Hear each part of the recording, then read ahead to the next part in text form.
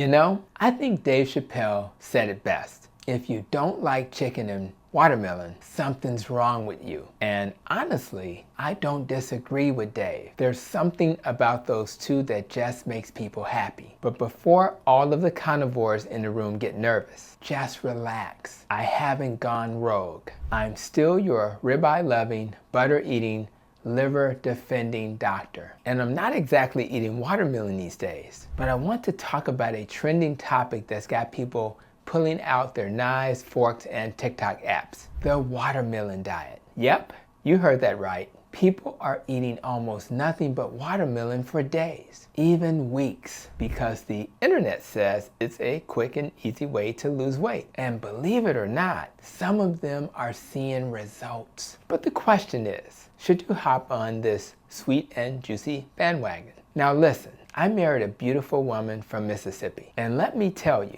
Southern watermelon just tastes different. I don't know if it's the soil, the sun, or just that good Southern pride, but something about it hits better than anything we get here up in Chicago. And I've noticed something interesting. When the weather heats up and those watermelon trucks start lining the streets around the south side, people come running. They slap the sides of those melons like they're checking tires. And when the sign says, straight from Georgia or Mississippi grown, those watermelons sell out. But now they're selling out for another reason. TikTok. Social media is blowing up with people saying, I ate watermelon for 3 days and lost 6 pounds. And of course, that gets people curious, especially if you've got a vacation coming up or wedding to fit into. But as someone who's worked with patients trying to reverse obesity, diabetes, hypertension, and more, I've got to give you the full story. So what exactly is the watermelon diet? Well, like most things on the internet, there's a bunch of different versions. Some folks are doing a watermelon cleanse. Nothing but watermelon and water for 3 to 5 days. Others are doing melon meals where they eat mostly watermelon all day and one small protein dish at night. Then there are the hardcore folks who are like, I'm detoxing with watermelon for 10 days straight. Let's talk about the good stuff first. Watermelon is mostly water, about 92%. It's low in calories, which means you can eat a whole lot of it and still stay under your calorie goals. 1 cup, only 46 calories. That's less than most granola bars, and way less than those so-called healthy green smoothies loaded with sugar. Watermelon also gives you some nutrients. It's rich in vitamin C and vitamin A, and it's also got lycopene,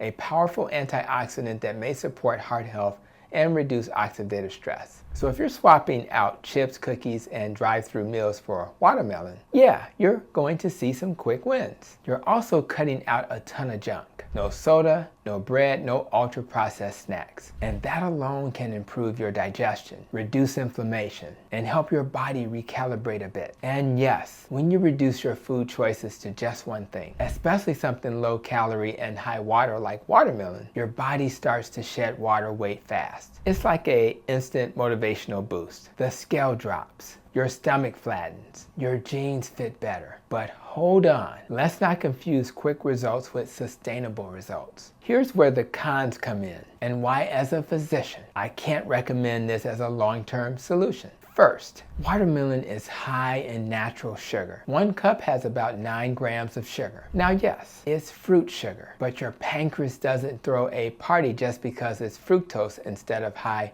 fructose corn syrup. If you have insulin resistance, diabetes, pre-diabetes, or if you're trying to burn fat by staying in ketosis, eating watermelon all day is like trying to drive cross-country with your foot half on the gas and half on the brake. And the nutrient profile, let's be real, it's limited. Watermelon has almost 0 protein, very little fat, and not enough essential nutrients to support your body long term. You're not getting vitamin B12, iron, zinc, omega-3s, or even enough sodium to stay balanced, especially in hot weather. If you do this long term, you risk muscle loss, nutrient deficiencies, and fatigue. Let's also talk about digestion. Too much watermelon means too much fructose. And for a lot of people, especially those with IBS or FODMAP sensitivity, that can mean bloating, cramping, and frequent bathroom visits that make you question every life decision you've ever made. And here's the biggest issue. It's not sustainable. You can't live on watermelon forever. And once you stop, if you don't have a real plan, you're going to gain every pound back, sometimes even more. That's the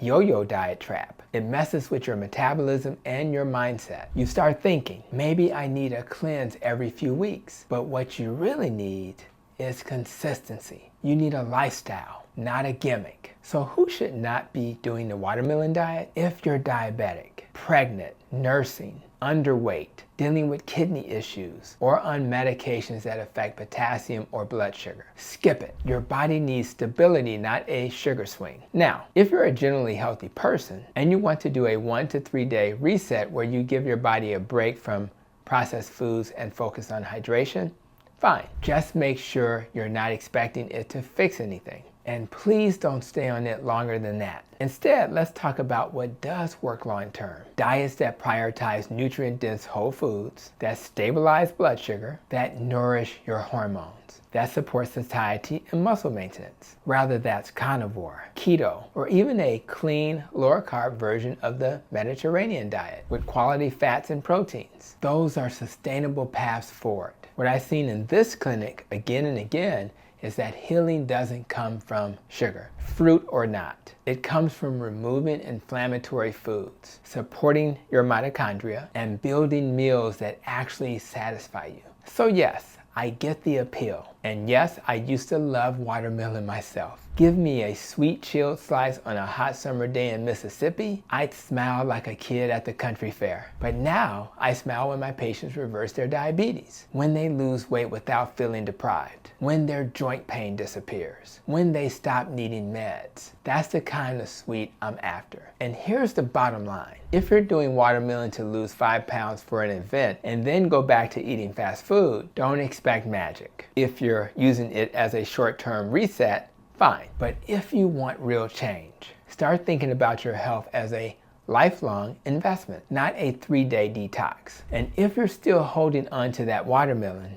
just remember, it's better as a side dish than a strategy. Comment below if you've tried the watermelon diet, or if you've ever bought one from a truck claiming to be from the South. I want to know where you guys are watching from too. South side of Chicago, Memphis, Atlanta, in another country, let me hear it. And don't forget to like and subscribe, and click the playlist in the description for more videos just like this one. Whether it's sugar, salt, or steak, we're going to break it down together. I'm Dr. Tony Hampton. Stay sweet, but stay smart. I'll see you in the next one.